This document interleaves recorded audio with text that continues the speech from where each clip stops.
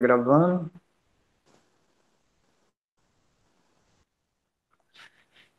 Então, vamos lá.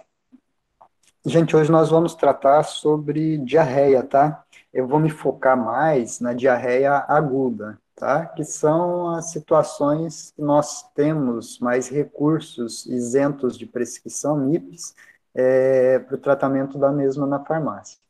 As diarreias crônicas, geralmente, elas estão relacionadas com causas mais sistêmicas e pode denotar a necessidade de um acompanhamento médico, né? Exigir a necessidade de um acompanhamento médico para obter os resultados desejados, tá?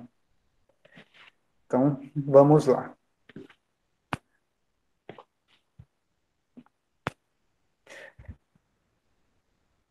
Então, a diarreia, né, ela vai todo mundo já ouviu falar, né, de diarreia, às vezes já até teve episódios de diarreia.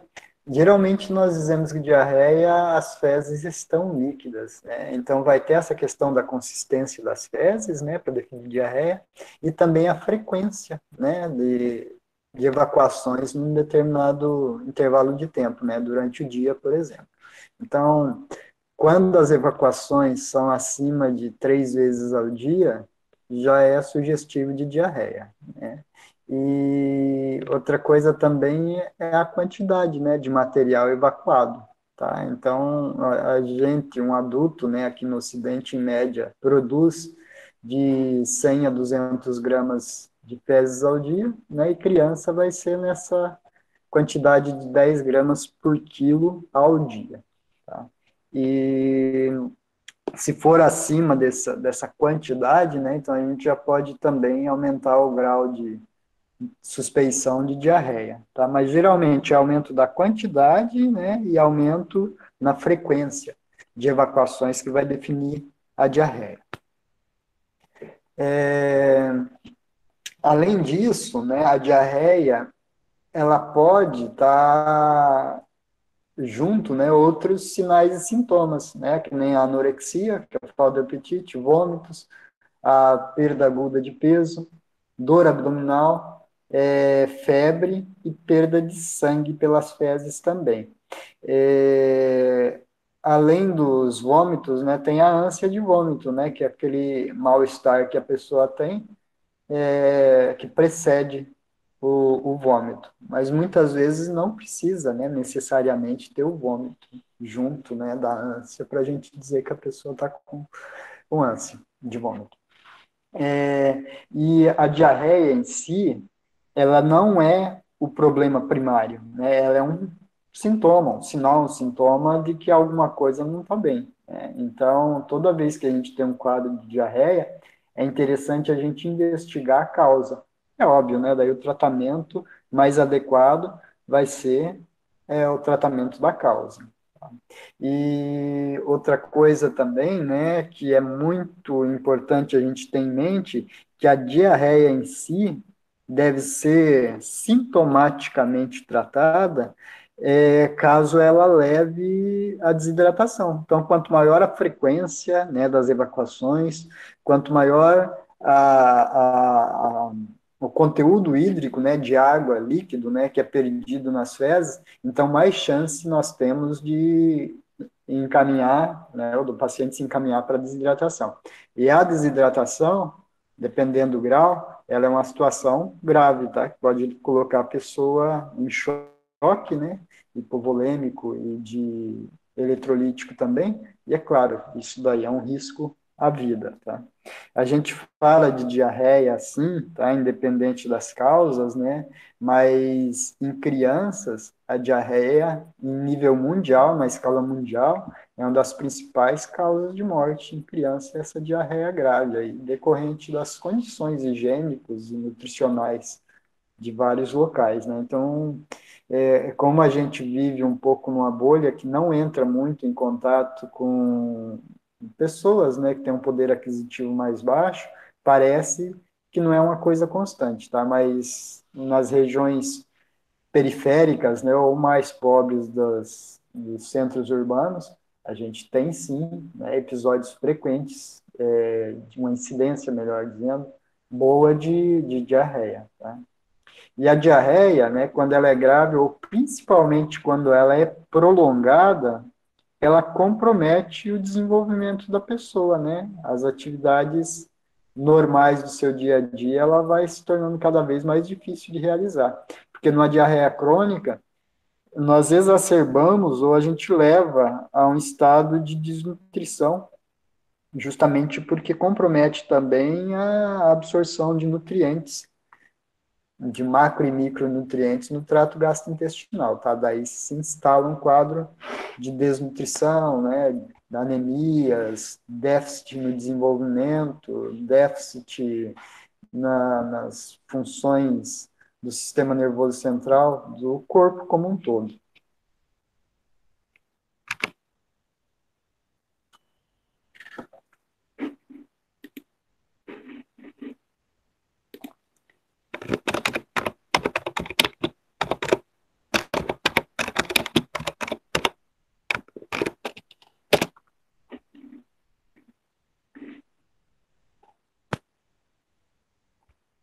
Sim, professor, estou ouvindo bem.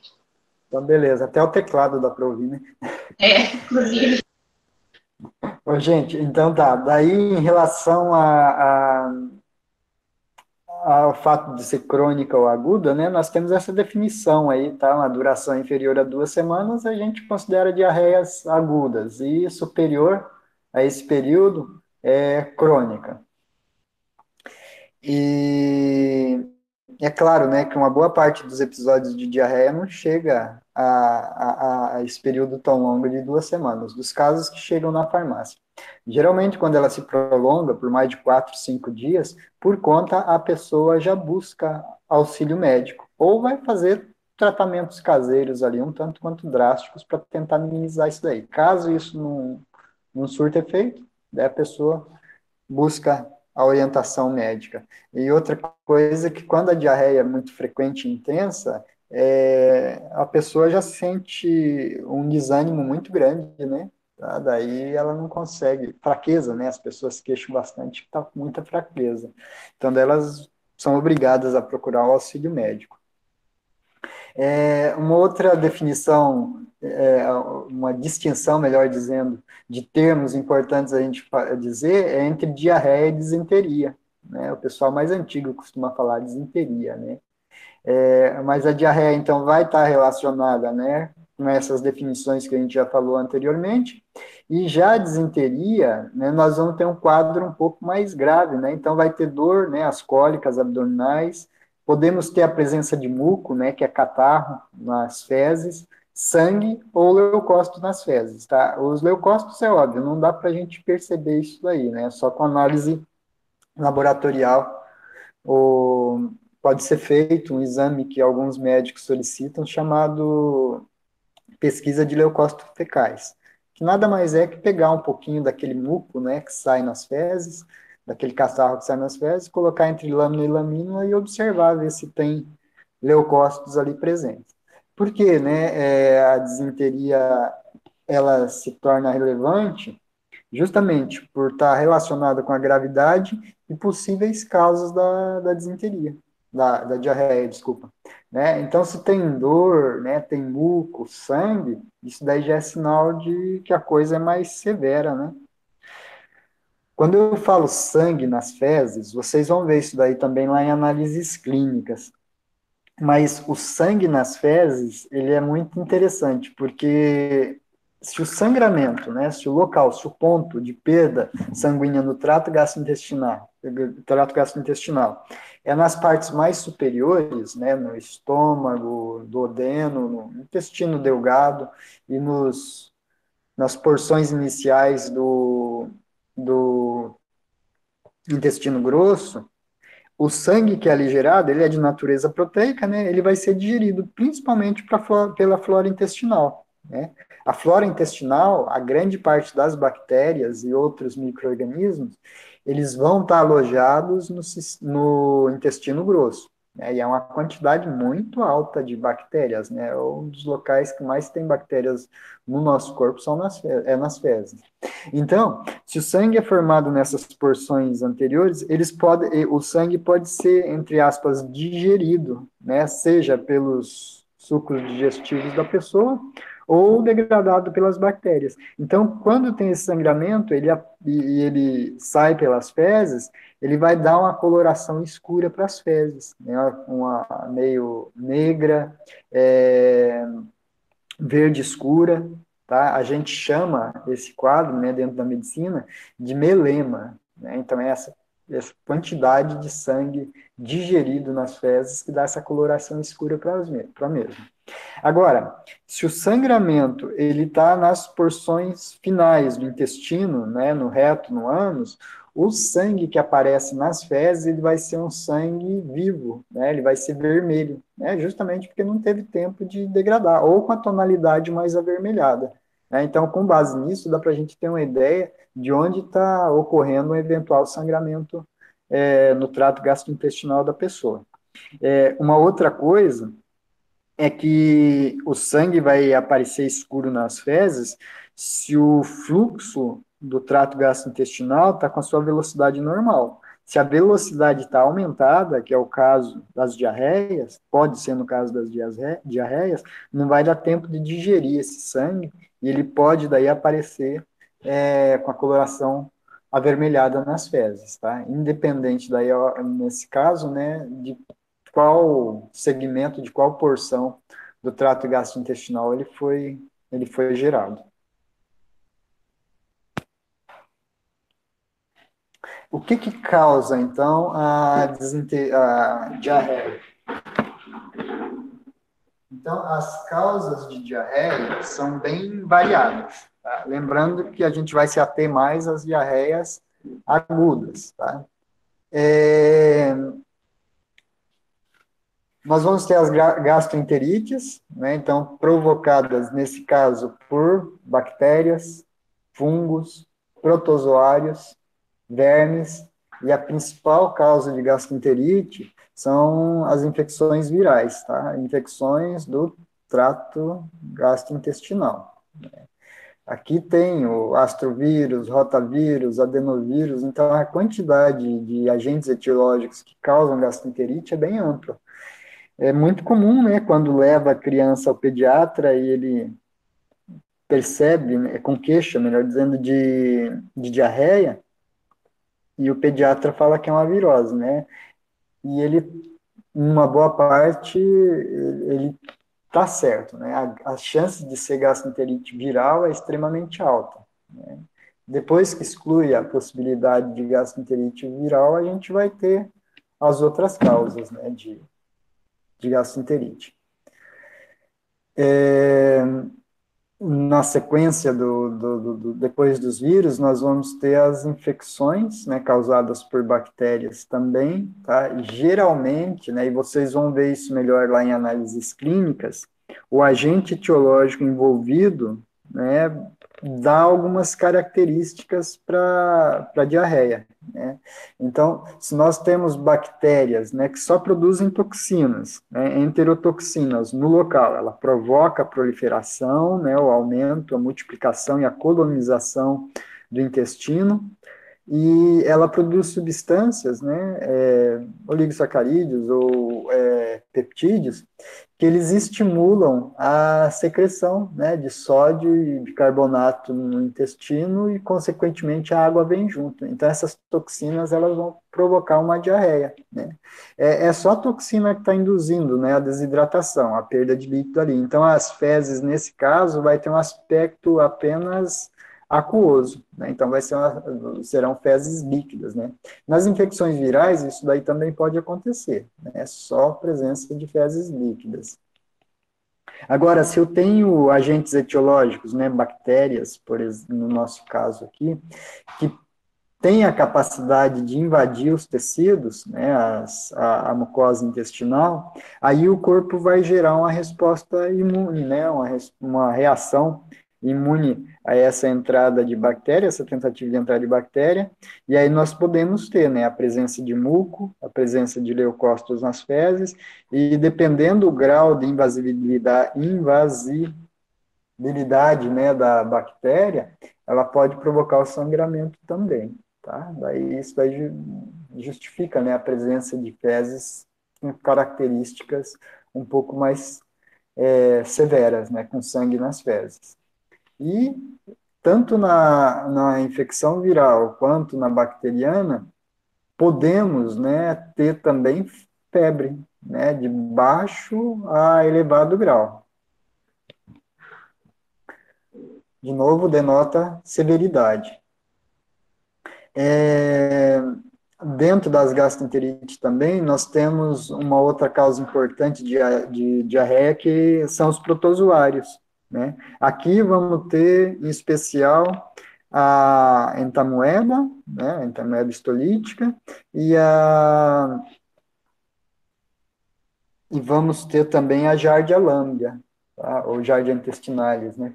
Então, os quadros de Giardia, na atualidade, né, no ambiente urbano, nessa vida mais urbana e moderna que nós temos, ele é muito comum, porque cistos de Giardia está presente, né, em muitos alimentos vegetais que são manipulados, né? Então, as saladas, né, quem come fora constantemente ou esporadicamente, tá? E come salada, por exemplo, de folhas, né? Se não for bem higienizado aquilo, a gente pode estar ingerindo cistos de Giardia e provoca esse quadro de diarreia, né? A Giardia é interessante que quando a infestação é grande, esse monte de protozoário, ele forma um tapete, vamos assim dizer, na luz intestinal e impede a absorção de substâncias, né, de nutrientes. Daí nas fezes, né, pode aparecer gordura, né, a pessoa tem a diarreia, olha lá no vaso, né, depois que evacua, ela percebe gotinhas de gordura em cima, né, na água ali, é bem visível, né, aquelas manchinhas redondas de gordura. Outra coisa também, quando não tem, como a giardia forma, né, pode comprometer a absorção, proteínas, e principalmente carboidratos, que não são absorvidos, né, no intestino delgado, eles chegam lá no intestino grosso, e as bactérias fermentam aquilo e podem gerar muitos gases, né, gases, flatulência nesse caso, né, então além da diarreia, a gente pode ter a presença de gases, que é sugestivo também de infecção por Giardia. Eu estou falando que é tudo sugestivo, tá? Que vários outros tipos de diarreia, né, de diferentes causas, de etiologias, eles também podem dar essa sintomatologia, tá? Mas é altamente sugestivo. No balcão da farmácia, quando a gente começa a perguntar para a pessoa se tem essas características, para a gente suspeitar de ser uma coisa ou outra, né?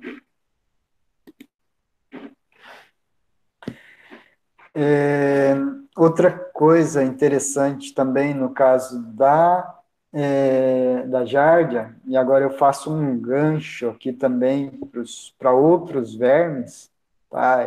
Enteróbios vermiculares, o estrongiloides, o tricuris, vocês já devem ter visto isso em parasitologia, né, ou vão ver em parasito clínica. Então, esses vermes também, eles podem produzir diarreia.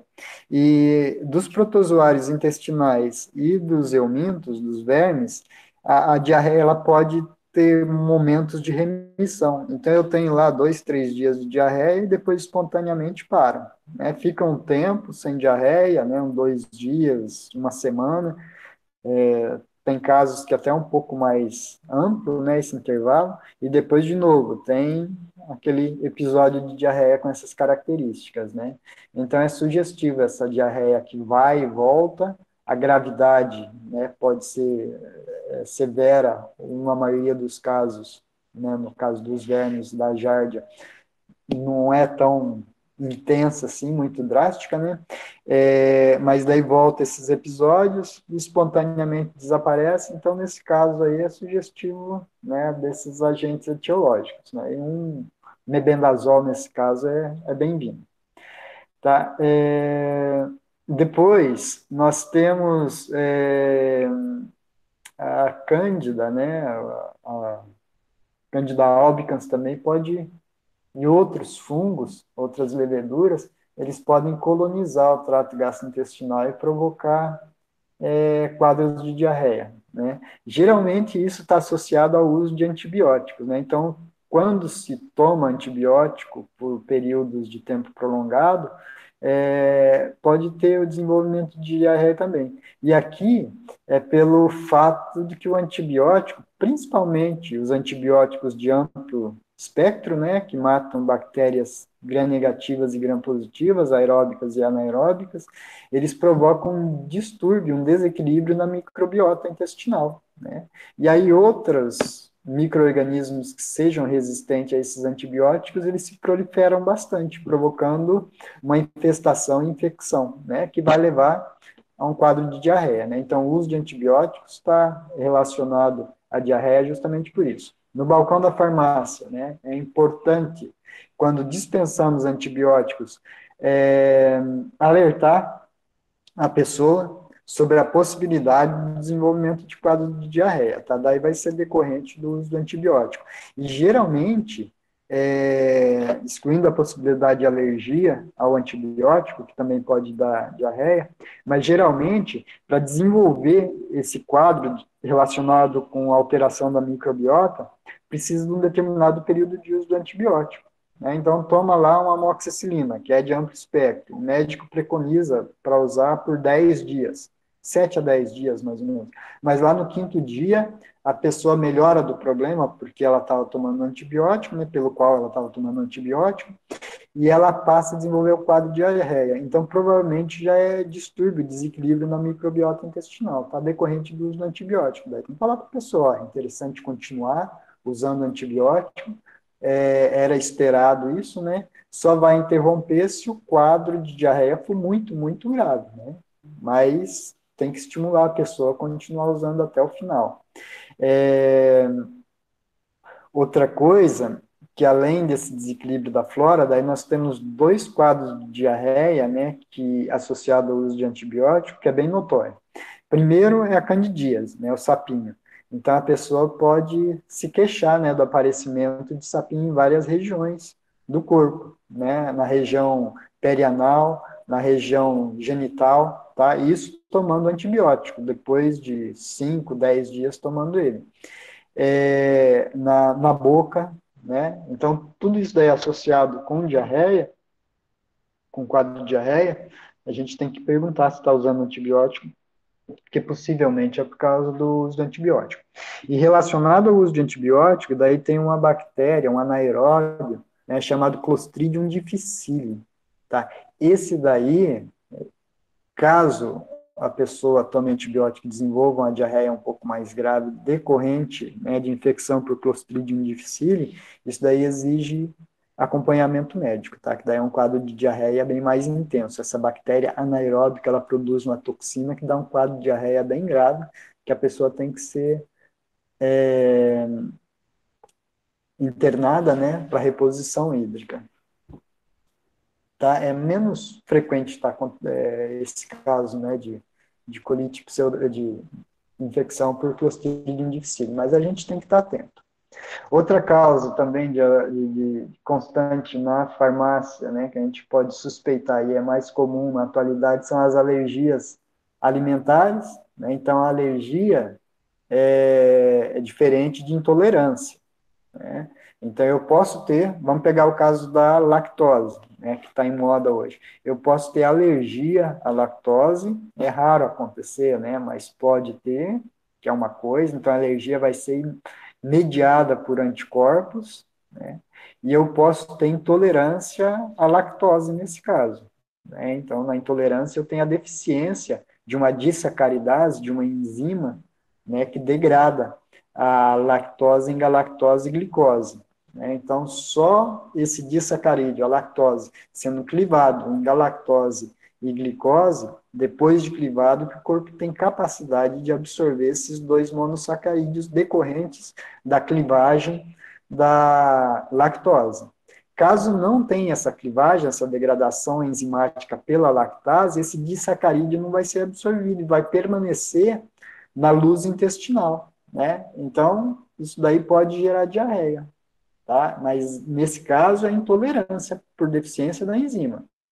No caso das alergias, daí não a lactose apenas, né? Mas vários outros alimentos que a pessoa desenvolva anticorpos IgE contra ele, ela entra em contato com esse alimento, já dá um quadro de diarreia, né? É muito comum, né, uma doença intestinal, né, mediada por anticorpos, anti-alimento, desenvolver quadro de diarreia, que é a doença celíaca. Então, nesse caso aí, a pessoa pode desenvolver anticorpos contra o glúten, né, antiendomísio, gliadina, que são componentes ali presentes. Esses anticorpos podem gerar um quadro de diarreia também. Então, é um exemplo, né, mais característico de alergia alimentar. E tem casos de alergia alimentar que a pessoa toma o alimento, né, alguma coisa ali, que ela é alérgica, 15, 20 minutos depois já começam os sintomas, né, aquele mal-estar, desconforto gástrico, e depois a flatulência, aquele aumento do movimento intestinal, né, que culmina numa alergia, num quadro de diarreia. Tá? Então, a alergia e a intolerância é diferente. E por fim, né, mas não exaurindo, né, todas as causas de diarreia, nós temos os quadros de intoxicação alimentar. Então, os quadros de intoxicação alimentar, eles estão relacionados a toxinas presentes nos alimentos. Essas toxinas são pré-elaboradas por bactérias. Então, um alimento manuseado de forma inadequada, sem as condições de higiene, né? A pessoa está lá com a mão não higienizada e inocula bactérias no alimento, aquele alimento fica um bom período em condições de temperatura que propicia o desenvolvimento de micro-organismos. Esses micro-organismos, antes de provocar alterações no sabor do alimento, eles vão gerar várias outras substâncias, toxinas, que, se ingeridas, elas vão induzir um quadro de diarreia, né? Então, a intoxicação alimentar é muito comum, né? Mais comum do que a gente imagina. E a intoxicação alimentar, ela tem uma característica interessante que, primeiro, nós vamos ter a relação imediata com determinado tipo de alimento, né? Quem já não comeu algum alimento estava, entre aspas, estragado, né?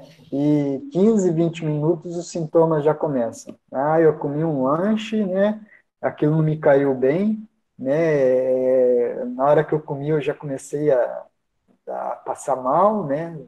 Teve ânsia de vômitos, e aquilo lá foi evoluindo, evoluindo, evoluindo. Passou 1, 2, 3 horas, o negócio só foi se agravando, né? Daí eu vomitei, e 4, 5 horas depois, né, eu tive um quadro de diarreia. A diarreia começou. Então, assim, a gente estabelece bem um vínculo causal entre o alimento e o início dos sintomas, né? Então, isso aí é altamente sugestivo de intoxicação alimentar, tá? No ambiente doméstico, né, que tem alimentos ricos em amido, que nem o arroz, macarrão, tem uma bactériazinha chamada Bacillus cereus, né, presente em pelo de animal, né, em superfícies não animadas. Se ele contaminar o alimento e o alimento ficar fora da geladeira por um bom período de tempo, ele vai produzir esses quadros, né, de intoxicação alimentar. E a intoxicação alimentar é interessante, que a pessoa come, né, às vezes nem sabe o que comeu, né, mas começa esses sintomas e ela é autolimitada, né? Se não for vômito, diarreia, se a toxina não era em quantidade muito, muito elevada, né, os quadros de diarreia e vômito, eles, assim que você bota o alimento para fora, né, seja por cima ou por baixo, o quadro já vai melhorando, né? Então, de novo, é sugestivo de intoxicação alimentar. Por isso que os alimentos, quando a gente come fora, quando a gente deixa guardado na geladeira, é interessante aquecê-lo, né? Deixar ferver por alguns minutos, Porque muitas toxinas, elas são termolábeis, ou seja, elas são degradadas pelo calor. Então, a ação do calor auxilia bastante a degradar essas toxinas. Tá? Então, ó, intoxicação alimentar, uma coisa interessante, o alimento pode, na maioria das vezes, não ter alterações no sabor, tá? E no cheiro, né? Por quê, gente? Porque se o alimento está estragado e a gente percebe, a gente não vai comer aquilo, né? Só se tiver no meio do deserto lá e não tem nada para comer. Mas em condições normais a gente não come coisa estragada. Né? Então, coisa estragada, quando a bactéria dá, quando a deterioração, a degradação do alimento dá as caras, a gente não come. Agora, quando não dá as caras, que é o problemático, né? Que a gente pode estar comendo, ingerindo isso daí. Tá? E outra coisa é que, além, junto com a intoxicação alimentar, eu posso ter a bactéria ali presente ainda viável. Né? Então, se eu como aquilo, eu tenho um quadro de intoxicação, daí a bactéria se instala, né, no corpo da pessoa, no intestino, 2 dias depois começa um quadro de infecção intestinal por bactéria, né, uma gastroenterite, tá? Parasita pelo verme, ou melhor, pela bactéria que estava presente ali no alimento. Né? Então, eu posso ter os quadros de intoxicação alimentar, dar uma melhora, né, assim que a pessoa elimina o que provocou, o alimento que provocou isso daí, e depois de alguns dias depois, né, eu tenho um quadro de infecção, de gastroenterite, de infecção alimentar. Tá? Daí, de novo, diarreia, né?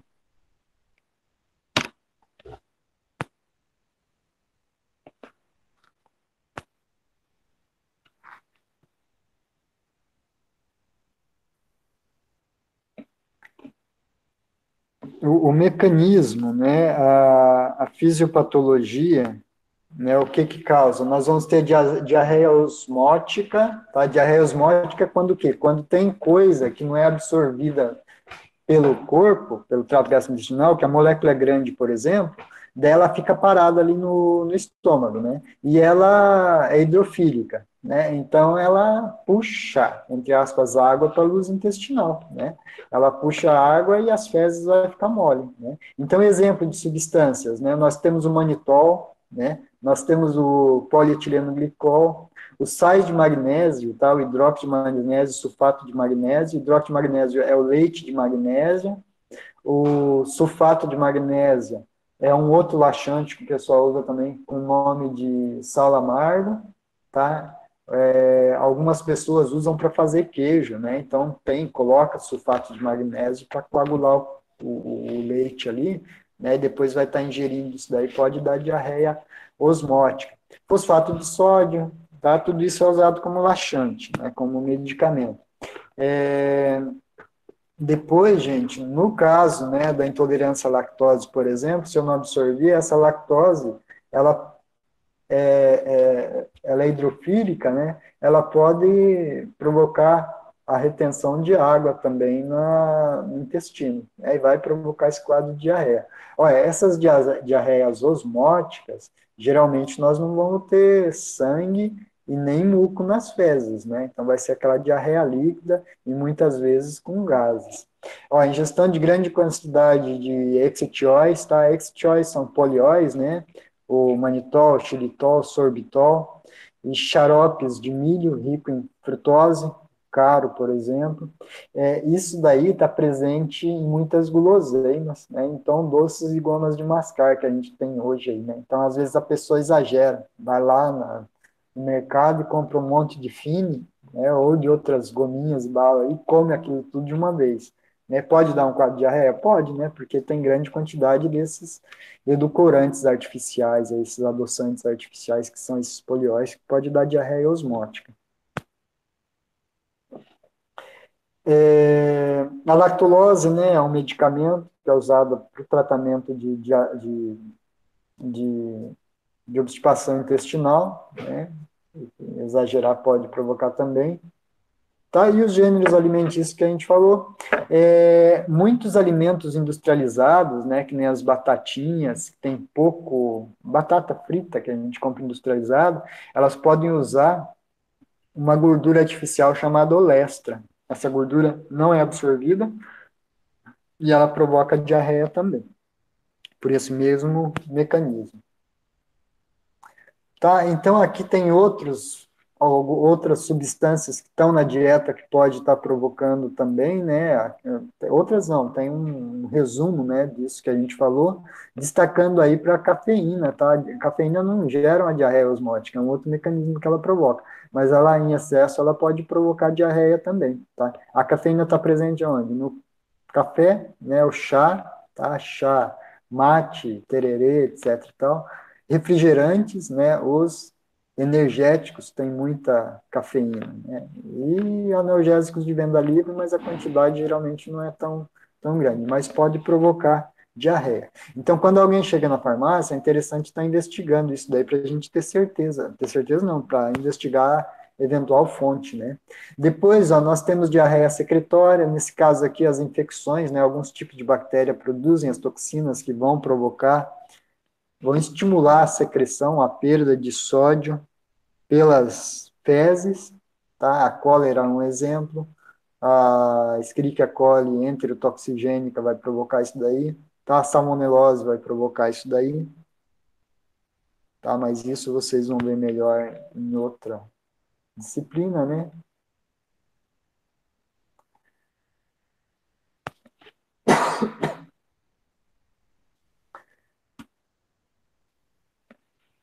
Depois nós vamos ter diarreias secretórias, né, ácidos graxos na dietas que não são absorvíveis, e quando a pessoa tem distúrbio de pâncreas, por exemplo, né, não produz o, a pancrease, a lipase pancreática, melhor dizendo, que digere gorduras, né, os triacilgliceróis, os triglicerídeos na dieta, eles têm que ser degradados, tem que liberar os ácidos graxos e o glicerol dele para ser absorvido. Se isso não acontece, esse material não é absorvido e essa gordura fica nas fezes, né, e na luz intestinal vai provocar diarreia também.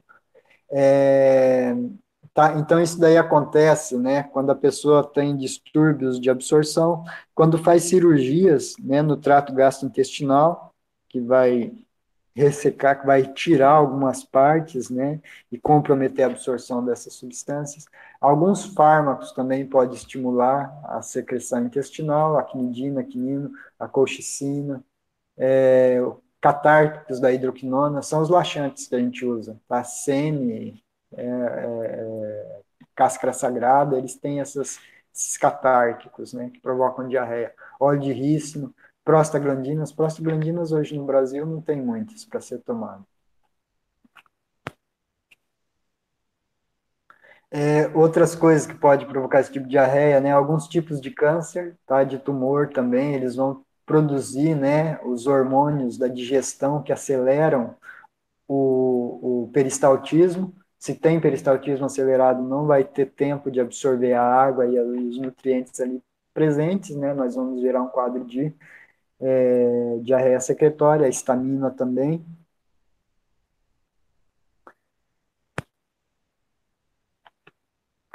Tá? E quando, né, nós temos a distúrbio, né, na absorção de gorduras, né, deficiência de pancrease, ou a produção de ácidos biliares, de bile, né, exacerbada, esse material pode aparecer da cor nas fezes, né? Então, geralmente, quando tem bile, quando tem sais biliares nas fezes, porque tem diarreia, porque é secretória, e o trânsito do bolo fecal, né, do material no trato gastrointestinal é alto, isso daí pode aparecer, pode dar uma coloração verde ou alaranjada nas fezes, que é a cor da bile ou da bile degradada.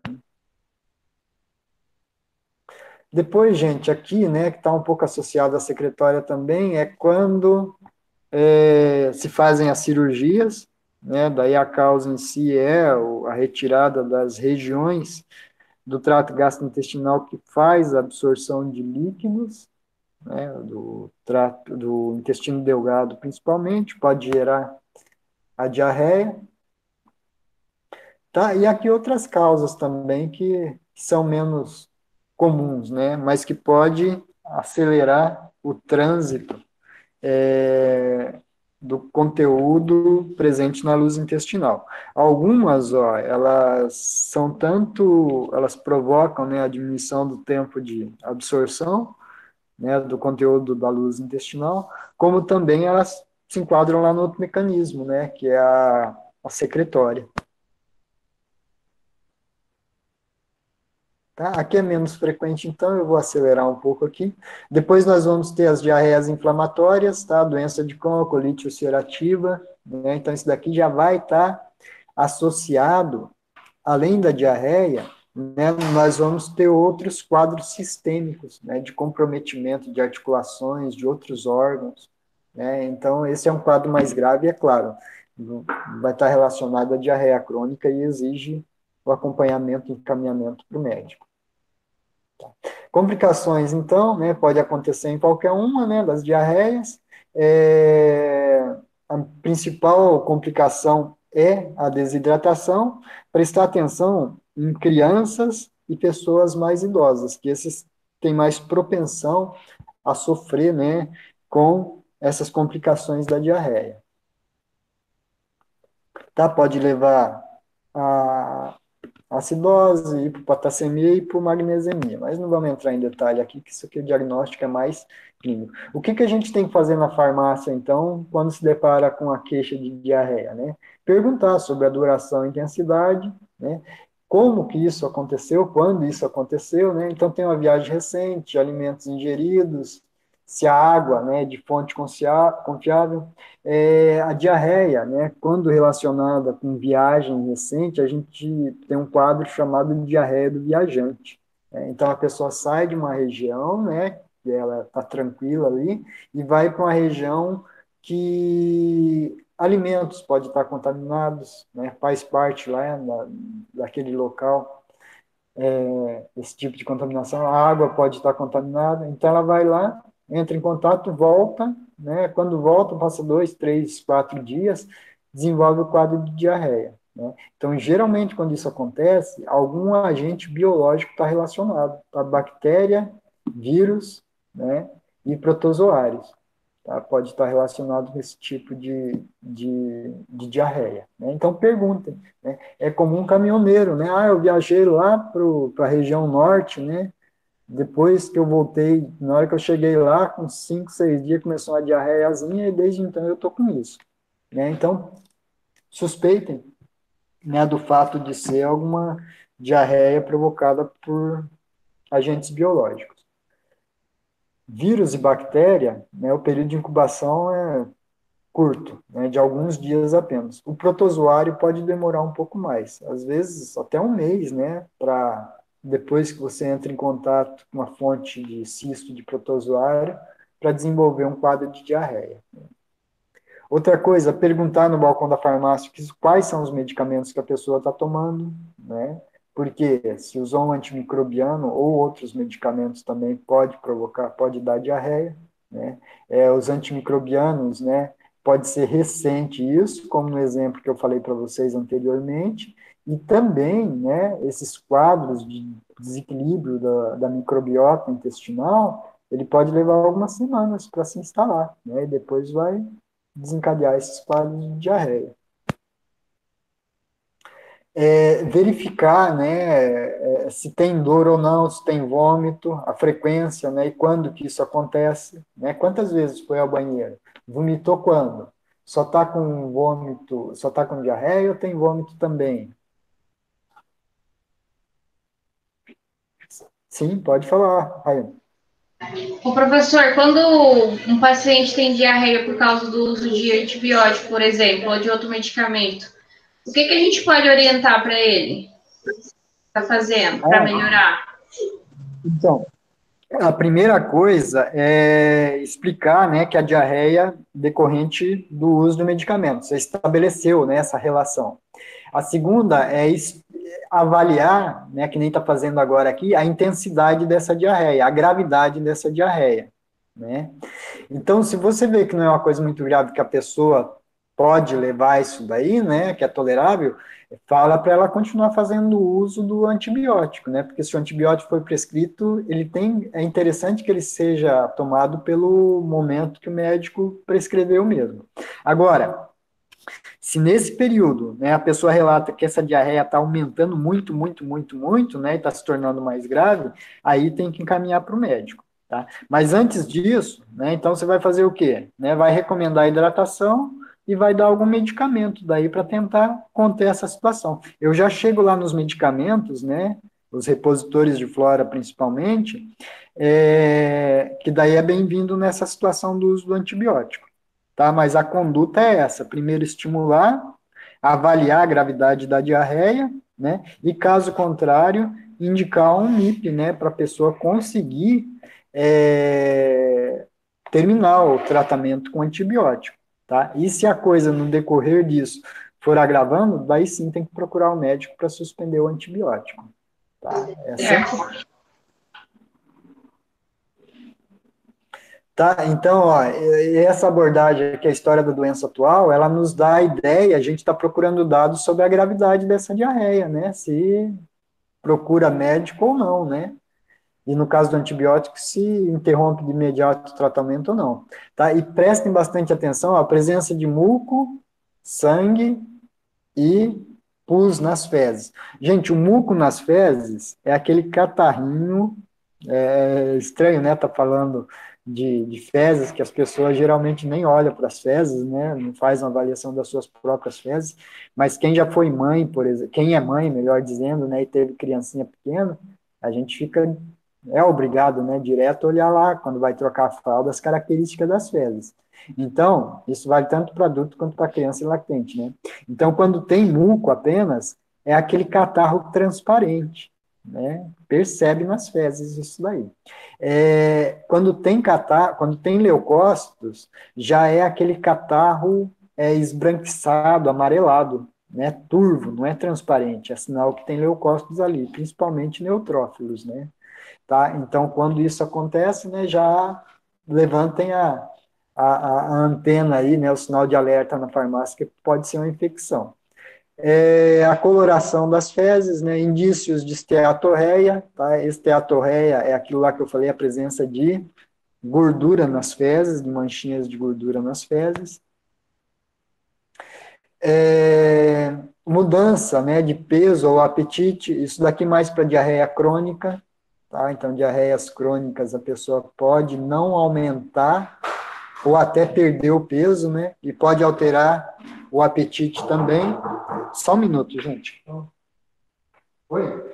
Luciano, arrumava o saco de mexicano fazendo por favor? Gente, só um instantinho que eu já estou em aula.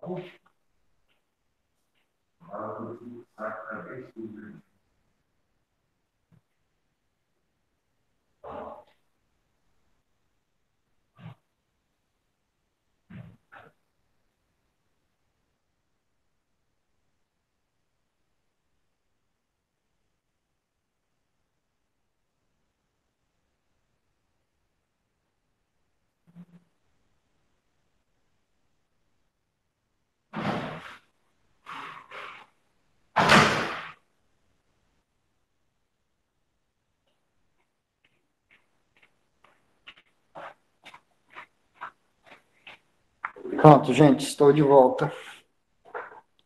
É, urgência retal ou tenesmo, tenesmo é aquela dor, né? Urgência retal é a vontade de ir ao banheiro, né? Tenesmo é quando essa vontade de ir ao banheiro vem com aquela dor forte, sabe? Com a cólica bem na região mais baixa lá, né? Então isso daí é o tenesmo.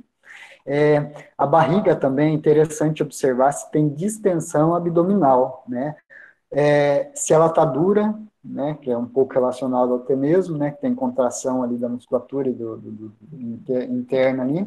E outra coisa, distensão gases, né, gases pode deixar a barriga dura também, né. Quem já teve bebezinho, né, a gente dá os tapinhas ali com a ponta do dedo na barriga para ver se é gases ou não, que gases gera uma dorzinha chata, né. Em adulto, imagina, em criança, né, tanto em criança quanto adulto vai ter esse tipo de dor decorrente de dos gases. E outra coisa, se tem diarreia também nas outras pessoas, né, próximas ao paciente. Quando é alimentar, né, é interessante, né, mais alguém na sua casa comeu isso, né, todo mundo passou mal, né, então esses dados aí de outras pessoas envolvidas no episódio de diarreia, direciona a gente para uma possível diarreia provocada por alimentos. Ou então, de infestação, infecção, né, por bactérias ou protozoários ou vermes, né, numa coletividade de pessoas ali. Né? Então, às vezes, mora lá no sítio, né? Todo mundo teve episódio de diarreia, blá, blá, blá, blá, né? Você viu que muito, muito semelhante, né, aos padrões de diarreia dessas pessoas, né? Então, pode ter alguma fonte de contaminação comum para todos ali que vão ter isso daí também.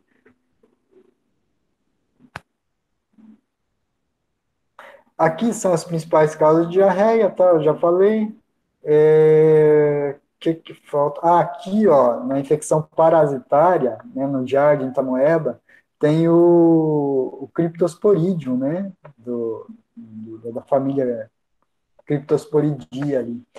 Isso daí é comum em pessoas imunossuprimidas, tá? HIV positivos, né, que por algum motivo deixa de fazer a ingesta do tratamento medicamentoso adequado, né? Então ele pode ter alguns quadros de infecções, tá? De diarreia. E essas diarreias são bem intensas, tá? E adulto imunocomprometido é mais difícil acontecer isso, tá? Então pergunta, né? Será que o paciente usa medicamentos para HIV, né? Ou às vezes pertence a um grupo de risco para HIV, tá? HIV tem duas fases, três fases na realidade, né? A aguda, a latente, depois a fase crônica, né? Que a crônica pode demorar vários meses, mas assim, no primeiro mês após a exposição a HIV, infestação, nós temos sintomas de uma virose normal, sabe? Com perda de peso e bastante diarreia, né? Então, isso daí é sugestivo de HIV. Às vezes a pessoa não tem mais nada, né? Ela não tinha nada e, de repente, aparece com essa sintomatologia bem ampla, né? Então, pode ser HIV também. E a pessoa, quando pega HIV, pensa que nunca vai acontecer com ela, então, o primeiro local que ela vai é na farmácia, né? A gente tem que aventar essa possibilidade, né? Alertar sobre essa possibilidade de ser HIV e a pessoa buscar o serviço de saúde para fazer o diagnóstico certo ali. Tá? Os fármacos, então, tem uma gama bem enorme, tá? Sobre medicamento, gente, que provoca diarreia, né? Tem que investigar na hora ali todos os medicamentos, né? Às vezes até a bula do medicamento na hora ele verificar se essa diarreia não é provocada pelo medicamento.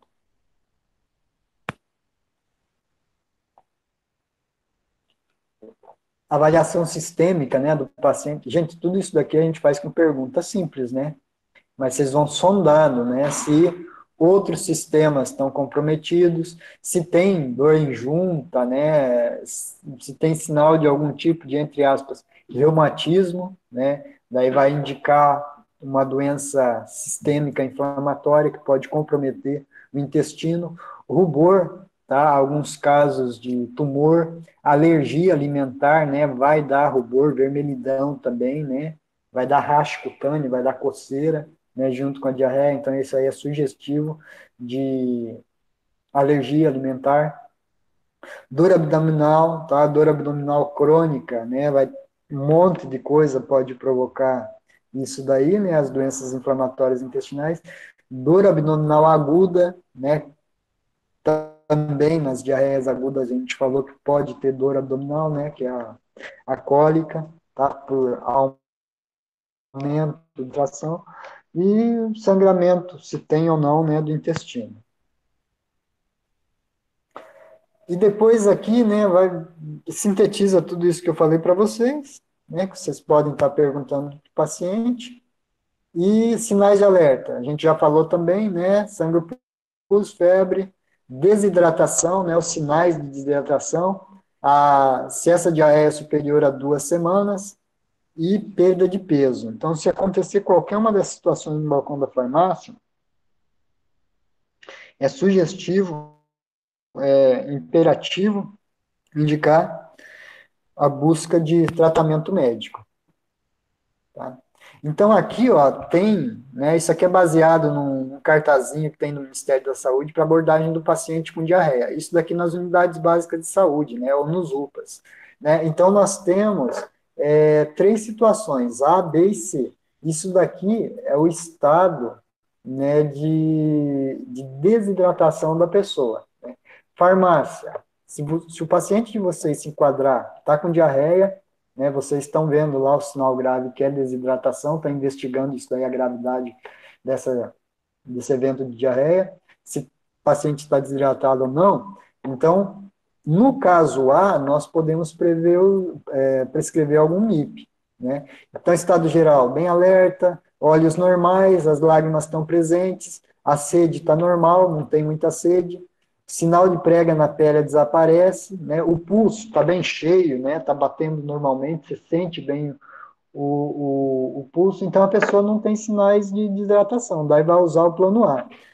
As outras situações aqui, né, a coluna B e C, esses sinais são mais marcantes, são mais intensos, tá? E daí, nesse caso, né, se o paciente se enquadra, né, nesses, né, olha ali, ó, descida, né, então sem sinais de hidratação no verdinho, né, se ele está com essa situação acima aqui, se ele apresentar dois ou mais sinais, olhando agora no quadrinho amarelo ali, o paciente está com desidratação. Né? Então, nesse caso, é interessante encaminhar a unidade básica de saúde, encaminhar para o médico. Né?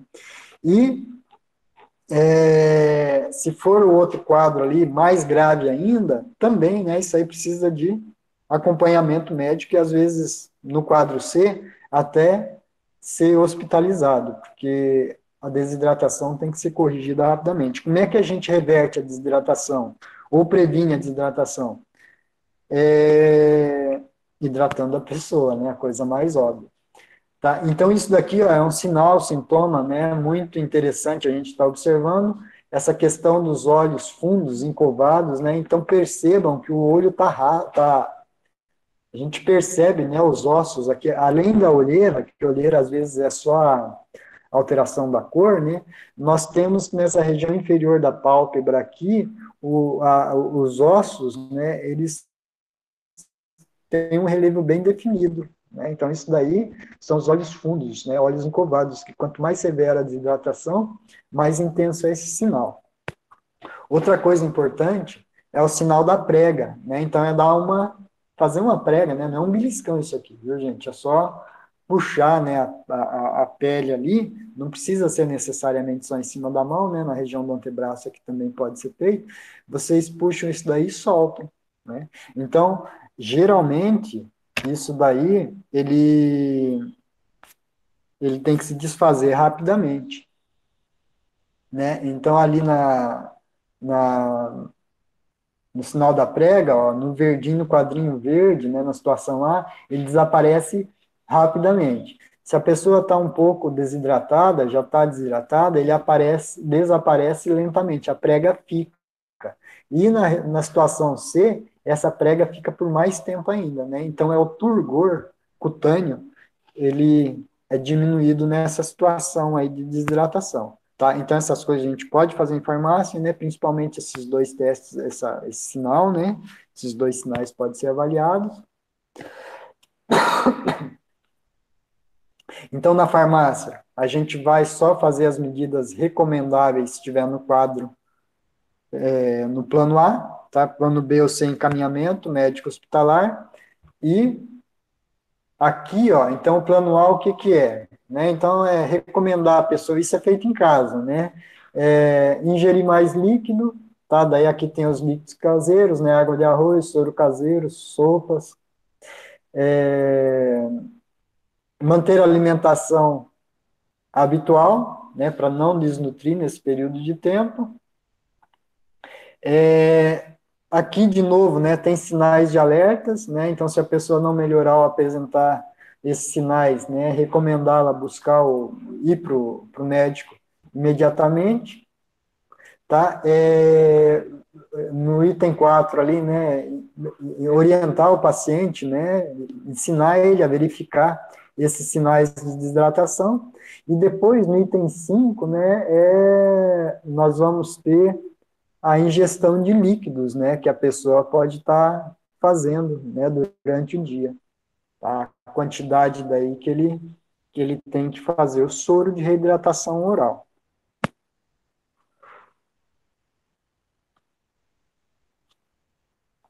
Verificar a causa, então tratamento, gente. Não farmacológico, não é isso que a gente falou. Tá? Se tiver algum medicamento, né, MIP, os laxantes, parar com isso daí. Os antiácidos, né, que contenham magnésio, aí o hidróxido de magnésio, que é o leite de magnésia. Alguns medicamentos, né, em suspensão, tipo Gastrol, né, Milanta. Esses medicamentos têm magnésio também, né, interessante retirar. Parar com os medicamentos, ou melhor, com os alimentos fora de casa, né? Alguns tipos de medicamentos de alimentos são indicados, então tá, eu não vou ler cada um deles, né, mas daí são os indicados para o caso de diarreia. Esses outros é bom ser evitados, tá? E a reidratação oral, né? E uma coisa que é muito interessante, né, no caso, né, principalmente do uso de antibióticos, né, o que a gente pode fazer? Os probióticos caseiros. Então, o iogurte natural pode estar sendo tomado, eles ajudam bastante a reconstituir a flora. Quem tem o hábito de consumir kefir, né, que é um fermento, entre aspas, né, que pode ser colocado na água, chá ou leite, e aquela coleção de micro-organismos ali, eles vão se perpetuando, fermentando esse natural, e a pessoa usa como bebida. Então, é um probiótico caseiro muito bom também, tá? Isso daí ajuda nos casos de diarreia, em especial essa que tem desequilíbrio da flora, né, da microbiota intestinal, decorrente do uso de antibióticos.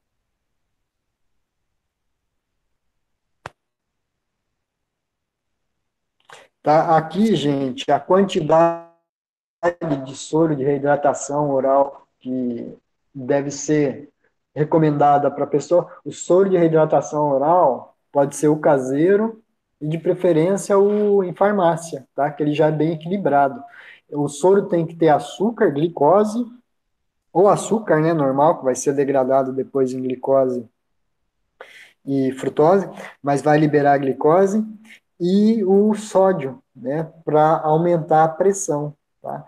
Quem tem desidratação, ele tem queda de pressão, né? Então o pulso fica mais rápido e a frequência, né, o batimento cardíaco fica mais rápido e o pulso a gente sente cada vez menos ele. Isso daí é sinal de perda de sódio e água, né, hipovolemia. Então, para repor a água dentro dos vasos sanguíneos, a gente precisa colocar o sódio lá dentro. Então, tem que aumentar a absorção do sódio. O sódio no intestino, ele é melhor absorvido com a glicose, né? Então, por isso que o soro tem água e sal junto, né? Para a glicose aumentar a absorção do sódio e, consequentemente, a água vai junto para dentro dos vasos sanguíneos. Tá? Então, o soro, tem que ser tomado à vontade, né? Se a pessoa tiver sede, é interessante substituir, né, a água pelo soro, nos casos de hidratação. Quando a pessoa evacuar, tem que tomar uma determinada, um máximo volume possível, né? Máximo não, até 200 ml ali de soro para repor aquilo que ele perdeu. Tomar soro de reidratação oral não é fácil, né? Muitas vezes a pessoa tem ânsia de vômito e vômito junto, né? Então é melhor ela tomar pequenas quantidades de forma constante do que tomar uma grande quantidade e, por um volume grande, estar chegando ao estômago, isso daí induz o vômito, né? Então, às vezes, não dá certo. Ah, vai tomar um copo de uma vez, né? Não, não é assim. Fraciona aquilo ali em pequenas doses e vai tomando de 5 em 5 minutos, né? E depois da evacuação, acelera, né, a quantidade que está ingerindo. Senão a pessoa não consegue, né, ingerir esse soro de forma adequada, em quantidade adequada. Os probióticos, então, tá? Então são esses micro-organismos, né, que a gente tem. Aqui, ó, só tem, eu coloquei só o que eles fazem no nosso corpo, né? Tá de benéfico. tá? Mas o principal efeito deles, né, que a gente vê no caso das diarreias provocadas por N causas, é que eles ajudam a restabelecer a flora bacteriana, né, a microbiota do intestino. Tá? Porque eles, se tiver algum agente patogênico, biológico ali, eles vão competir pela colonização do intestino. Né? E como eles colonizam e não vão provocar malefícios, né? Então eles previnem que os outros micro-organismos patogênicos se estabeleçam nesse local. Então aqui são os principais micro-organismos, Saccharomyces, Enterococos, né? Os principais, né, são do gênero Lactobacillus e Bifidobacterium, tá? E também pode ser uma mistura de vários gêneros e espécies de micro-organismos.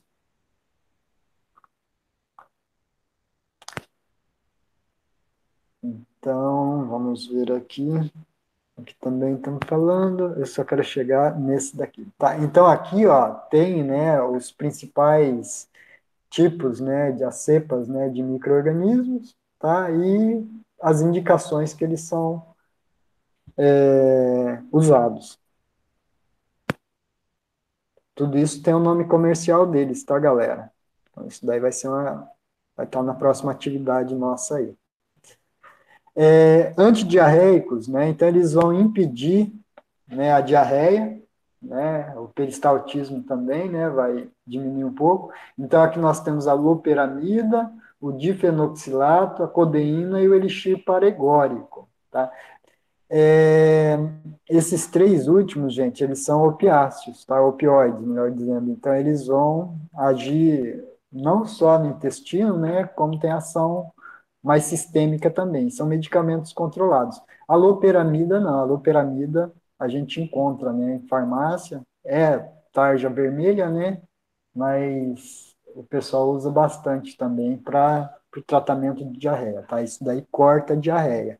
Não são muito indicados quando nós temos aqueles quadros graves de diarreia, né? Então, a gente pode mascarar quando tem sangue nas fezes, tem febre, né, tem muco, tem leucócitos, né? Então, nesse caso aí, não é interessante tomar loperamida, né? Não é interessante cortar as, a diarreia, né, sem fazer o tratamento da causa de forma adequada. Os antiespasmódicos, né, então, são para cólica, né, o Buscopan da vida aí ajuda bastante, né, então eles ajudam a tirar um pouco, aliviar a cólica, tá? Então, as indicações, a forma de usar, então, a gente segue as recomendações da bula. E depois, aqui, ó, tem várias plantas medicinais, que eu não vou falar todas elas, né? Mas o que, que elas têm de importante? Dos medicamentos usados como antidiarreicos, né? A maior parte dessas plantas, elas têm os taninos, né? Taninos dão aquela astringência, é aquela substância, aquele grupo de substâncias presentes em vegetais, que quando você morde, ele, como se diz, amarra a boca, né? Quem comeu caqui verde, banana que não está tão madura ainda, né? Então aquele sabor adstringente na boca é decorrente dos taninos. Então os taninos lá no trato gastrointestinal, no caso da diarreia, ele ajuda bastante. Tá? E tem algumas plantas além dos taninos, eles têm outras substâncias que têm efeito anti-inflamatório. Então aqui nós vamos ter o barbatimão, né? Nós vamos ter o cajueiro, tá? Usando a casca e a folha, né? Não o fruto, que o fruto do caju, se pegar a castanha, é tóxico.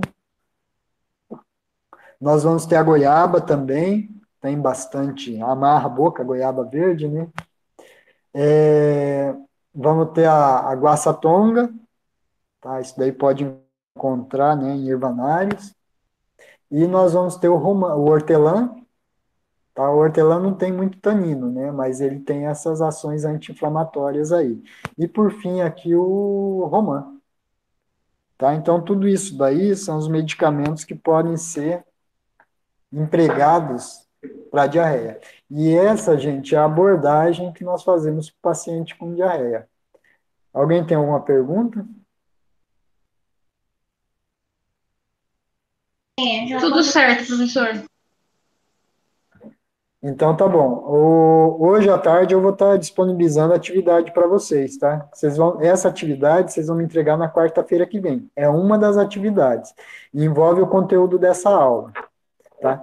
A outra atividade que eu vou estar disponibilizando para vocês, daí é avaliativa também, mas é aquela rápida. Eu vou estar disponibilizando na terça-feira que vem de manhã e vocês vão me entregar até quarta-feira à noite, tá? Mas nada de estratosférico, tá? É só usar o material que eu passei para vocês e trabalhar essa capacidade de buscar de forma rápida as informações. Vai ser no e-mail que o professor vai postar a atividade? Vai, eu vou postar no e-mail, sim, porque pode falar, por favor. Não, era só isso mesmo. Então tá, o endereço de e-mail vai mudar, tá? Vai estar na folha, eu vou estar disponibilizando a folha, eu vou estar colocando o endereço de e-mail ali também. Tá bom? E eu vou ver como é que ficou a gravação da aula, daí eu já mando o link da aula. É amanhã, eu mando, que demora um pouco para processar a gravação. Para vocês também. O professor, a Certo, Natália gente? pediu para avisar que ela teve que sair um pouquinho antes, que ela tinha um compromisso aí na faculdade, tá? Tá bom, não tem problema não. Vai disponibilizando a aula, ela vê depois. Gente, sem dúvidas mais, então, bom dia a todos, bom resto de semana e obrigado. Obrigada, professor.